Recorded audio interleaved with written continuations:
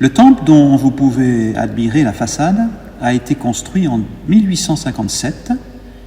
Il était alors le point d'ancrage d'une église protestante évangélique indépendante, d'où cette inscription sur la façade « Culte évangélique ».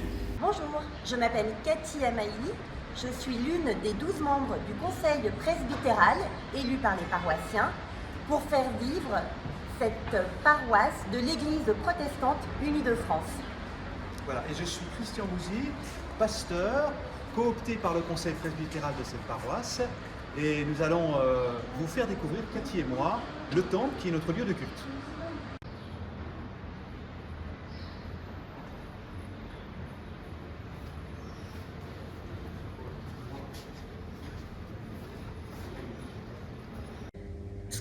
Ce qu'on remarque quand on rentre, à la fois c'est le côté majestueux de par la hauteur du plafond et puis le style néo-gothique,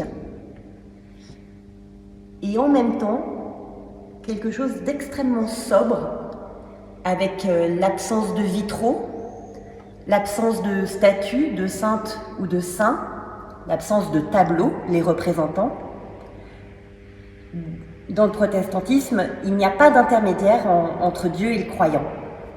C'est un lieu de culte protestant dans l'esprit de la Réforme, initié au XVIe siècle par le moine Luther en Allemagne et en France par le théologien Jean Calvin. On peut ajouter aussi que l'Église, dans son sens étymologique, c'est l'assemblée de celles et ceux qui se savent appelés par Dieu. Et puis aussi, la disposition des bancs est importante parce qu'elle permet aux fidèles de se voir les uns les autres. Et donc, il y a une dimension communautaire là qui est mise en valeur en particulier.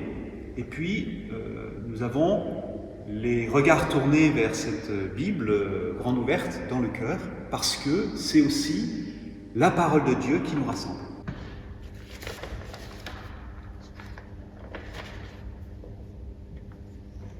Donc, dès sa construction, en 1857, tout a été conçu afin de permettre la lecture de la Bible de manière optimale, en apportant une grande luminosité, et les architectes, pour cela, ont conçu ce puits de lumière qui permettait donc d'éclairer les passages de la Bible, et puis aussi, ils ont conçu cette chaire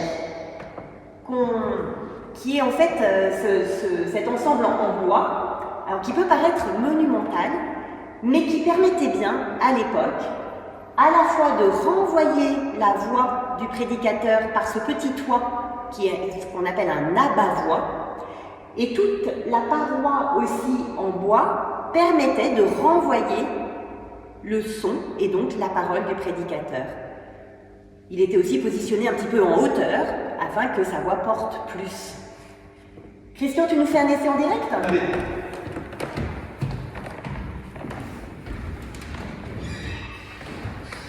Voilà, je vais vous citer le verset 16 du chapitre 3 de l'évangile de Jean, qui est pour nous protestants un passage très important.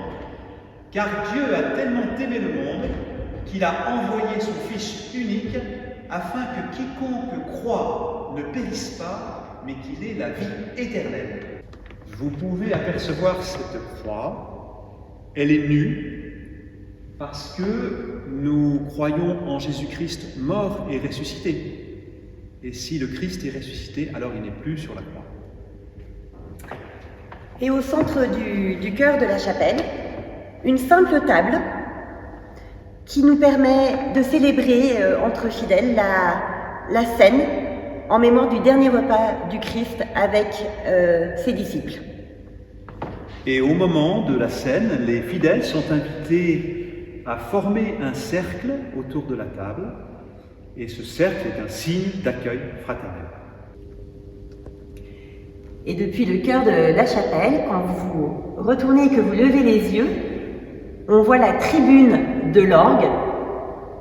C'est un orgue d'une grande réputation et nous avons surtout la chance d'avoir un organiste qui accompagnent nos chants, nos cantiques, mais aussi nos temps de méditation au moment de la célébration des cultes. Et ce qui est important de dire aussi, c'est que ce temple n'est pas un lieu sacré. Bien évidemment, on s'y réunit pour prier, pour nos temps de culte, nos temps de célébration, mais c'est aussi un lieu où sont accueillis des spectacles, des concerts en particulier, parce que c'est un temple qui a une très très bonne acoustique. Donc notre vœu, c'est que ce temple reste debout, qu'il soit toujours un lieu d'échange spirituel, ouvert à tous, un lieu accueillant, que chacun puisse s'y trouver bien, que les différences soient respectées et que chacun puisse venir s'y ressourcer en cas de besoin. Aujourd'hui âgé de 165 ans, notre bâtiment vieillit et de gros travaux sont à envisager, notamment la réfection de la toiture et de la verrière qui permet ce puits de lumière. Aussi, si vous le souhaitez, vous pouvez participer à la campagne de dons que nous avons lancée avec le soutien de la Fondation du patrimoine. Chacun de vos dons, quel qu'en soit le montant, seront les bienvenus. Nous vous en remercions d'avance. Voilà, et bien la visite de notre temple est maintenant terminée. On espère que ça vous aura appris des choses sur notre communauté, surtout que ça vous aura peut-être donné envie de venir nous rencontrer. En tout cas, nous sommes là. Voilà, et c'est important que vous sachiez que les samedis, tous les samedis, entre 15h et 18h, le temple est ouvert et il y a une équipe qui est là pour vous y accueillir. Vous pouvez simplement venir vous recueillir ou bien demander des informations, des renseignements. Et puis, le temple est aussi ouvert tous les dimanches matins à 10h30, puisque nous y célébrons le culte. Et bien évidemment, chacun est libre d'entrer, chacun est bienvenu. Donc, peut-être à bientôt. À bientôt, avec plaisir. Au revoir. On y va ? On y va.